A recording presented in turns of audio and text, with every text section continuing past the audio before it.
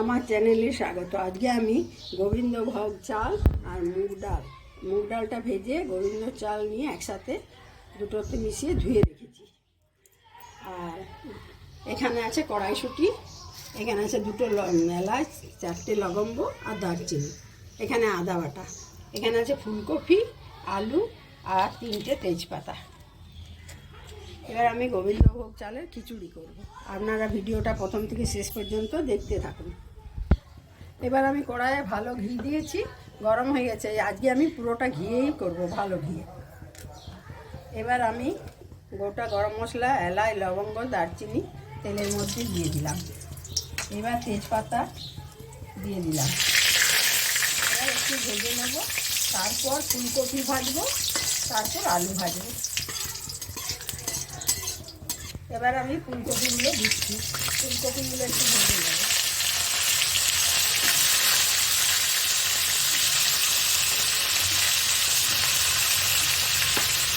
ফুলকপিগুলো ভেজে নেব একটু ভালো করে। একটু ভাজছি, অল্প একটু হলুদ দিলাম, হলুদগুলো আর অল্প একটু নুন দিয়ে ভেজে নেব।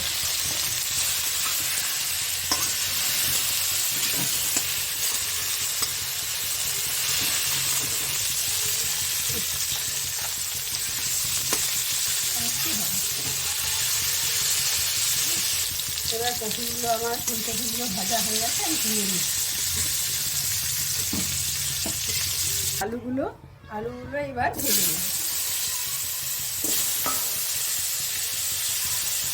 এখানে হাঁড়িতে আমি জল গরম করতে দিয়েছি, জলটা ফুটবে, এগুলো ভাজা হলে কষে তারপর দেবো। আমার আলুও ভাজা হয়ে গেছে ঘিয়ে, ভালো ঘিয়ে। এবার আলুগুলো তুলে নিচ্ছি। আমি আর একটু ভালো ঘি দিচ্ছি, চাল ডালটা ভেজে নেব।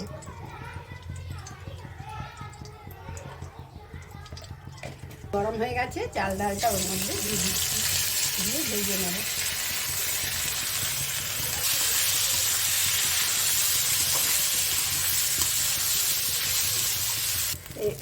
এবার আমি অল্প একটু ঘি মধ্যখানে দিলাম, আদাটা একটু ভেজে নেবো, আদা বাটাটা।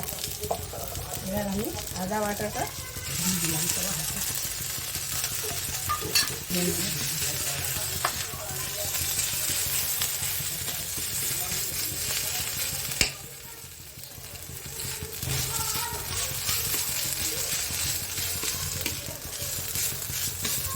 সব দিয়ে দিই। আর আমি কড়াইশুঁটিগুলো দিয়ে দিচ্ছি এর মধ্যে।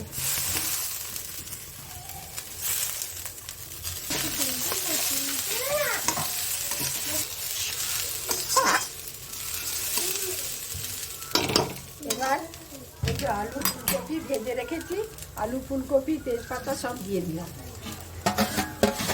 এরপর মশলা দেবো, দিয়ে আবার একটু ভাজবো। এগুলো দিয়ে নাড়ছি। এরপর আমি মশলা দেব এর মধ্যে। এবার মশলাগুলো দেবো এর মধ্যে। ধনে গুঁড়ো দিচ্ছি 1/2 চামচ, জিরে গুঁড়ো দিচ্ছি 1 চামচ,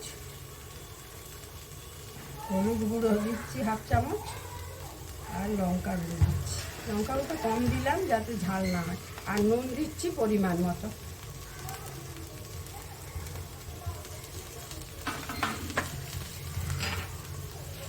সব মশলাগুলো দিয়ে আবার একটু ভালো করে ভেজে নেব। তারপর গরম জল ফুটছে, এর মধ্যে দিয়ে দেব।